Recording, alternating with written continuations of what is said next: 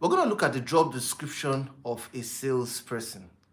There are people who think that the job description of a salesperson is to sell. The job description of a salesperson is not to sell. And I'm going to show you in today's video why we say that this is the job description of a salesperson.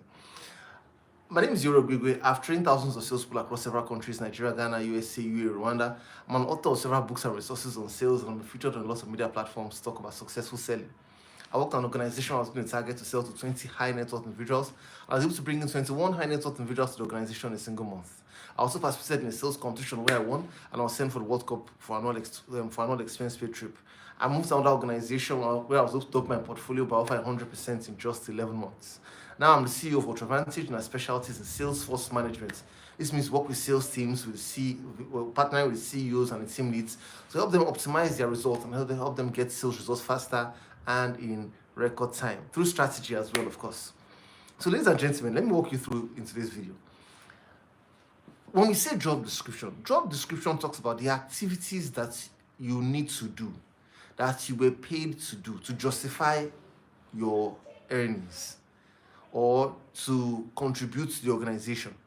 Now, in a sense, when you say things like the job description is to sell, I think not like it's necessarily wrong, it's not absolutely wrong, but it doesn't give a clear picture to the mind of a business development or salesperson.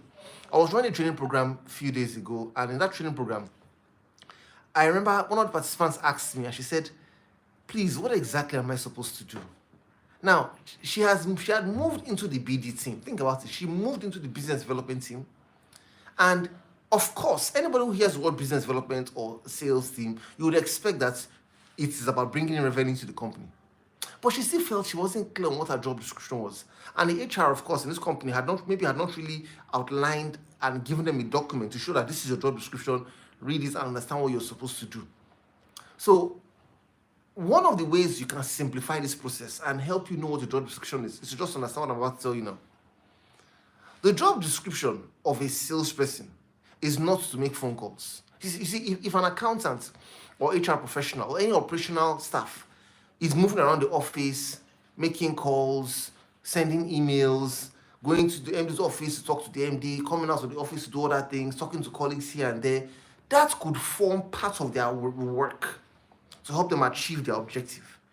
So, but for salespeople, all these things I've said, if you participate in all these things, it is not contributing to your work. It is just activity. Because the job of a salesperson, and this must be your thinking, the job of a salesperson is just to attend meetings with prospects.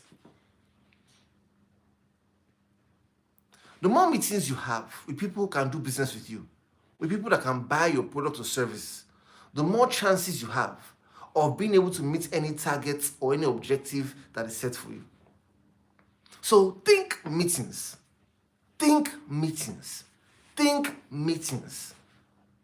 All your focus should be every day should be booking meetings or finding opportunities, booking meetings, and attending meetings.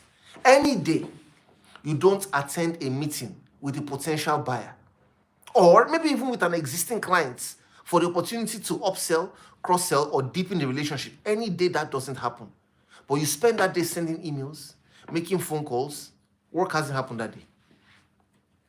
Because the significant factor, please understand this, we cannot move from the phone call to the close. Depending on what you sell, but for most times, the reason why you hire a sales team is because you want them to go out. If you wanted them to move from the phone call to the close, you would hire a telesales team. So we don't move from the phone call to the close. Neither do we move from the email to the close. If you wanted to move from the email to the close, you hire an email marketing or digital marketing team. But when you hire a sales team in the company, it's because in your mind, as a CEO, as a manager, you were thinking about how can we get in front of prospects, explain our product or service perfectly, and help them make the buying decision. So all your efforts, all your energies should be on getting your people to go out, getting your people to go for meetings. All your energies as a salesperson should be, how do I get out of this office to go out? The business does not come into the office. The business is outside. The money doesn't come into the office. The money is outside. Money is exchanging hands every day, moving from one person to another. Billions are exchanging hands every day. Yesterday, billions were moving around. Millions, hundreds of millions were moving around. Did the money intercept you in your office? No. When you go out, you can intercept the money. In fact, in my early days in sales, I remember there was a quote that I believed in, that I always had as my personal mantra. And this quote is, it is better you are in your office. Sorry, it is better to be broke or not have met your targets, but you are in your client's office, than to be broke or not have met your targets, yet you're in your office. So if you're in the client's office or in a prospect's office or meeting location, you are in the way, in the chance of opportunity. So this must be your thinking. Now, there are some unique cases. There are cases where people say things like, Iyore, but how do we go out? I was running training for a financial institution, and they were asking me, they said, Iyore, but how do we go out? We have so much work to do. If we go out, who will do this work? I told them, and I'm telling you now, the reason why you have all that work to do is because you have not been going out. Because when a sales team sits all day in the office and is not going out, what happens is the operational staff start to pass on their responsibilities to them. They start to pass on their responsibilities. It starts with just a little. Things that maybe finance is supposed to finish and process all the way. They will say, sales, confirm this or follow up on this because it's your clients. They are moving it back to the team. Why? Because they see them in the office. But if you are always going out, they wouldn't ever dream of moving that task to you. And even if they want to move it to you for any reason, I'll tell you what to do now, even if they want to move it to you. But what I'm trying to say is that make sure that you prepare a kind of schedule for yourself so that those tasks don't land on the table. Because the truth is, those tasks, other people can be hired to do them. I was running a training program a while back, and this training program, these BD guys, they were doing a lot of operational activities and they were expected to bring in revenue. In fact, when we ran this training, they were saying that, Iyore, how do we go out when it looks like it's almost impossible for us to abdicate these responsibilities and go out, because they have to do bids and tenders. And bids and tenders require a lot of documentation, processes, a lot of paperwork to be able to complete the process, to be able to get the upload the bid to the portal and get approved and all the other processes. It takes a lot. And we're wondering, how do we go out? We have so much to do here. Whereas in another organization, when the sales manager arrived in that organization, the first thing he did, he said, because he had participated in our trainings in the past, and he found out that the most important task of a salesperson is to go out for meetings, he found out that the team that was there was doing bids and tenders or some operational tasks. He immediately spoke to the MD and said, please, I need somebody else to be hired for what we call sales operations. A sales operations role would be able to take out the tasks of ad hoc activities, do all the operational work, leaving the salespeople to focus and go out consistently. And now, if you found yourself in a situation where it looks like you've made a mistake and you've taken on a lot of operational work, and now you can't even seem to find your way out of the office because every time it looks like you're bogged on work, apply what we call Parkinson's law. Parkinson's law states that the time allotted to a task is the time it takes to accomplish it.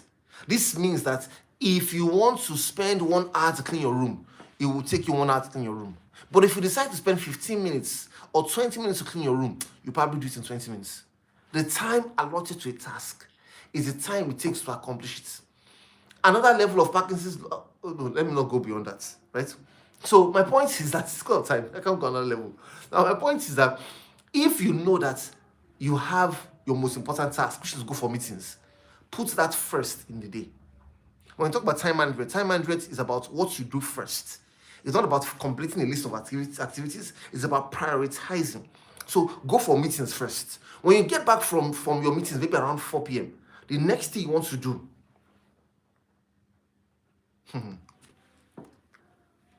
deep dive into operational tasks. You find out that because you just have 1 hour, maybe between 4 and 5, before you close, you will be able to do a lot more within that period. You even have time to even do operational tasks as much as you can while you're in transit.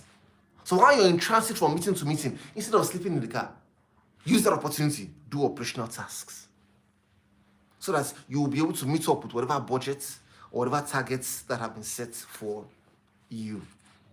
I hope this video has been helpful. If you haven't watched this next video, please watch this next video. If you haven't subscribed, please subscribe here.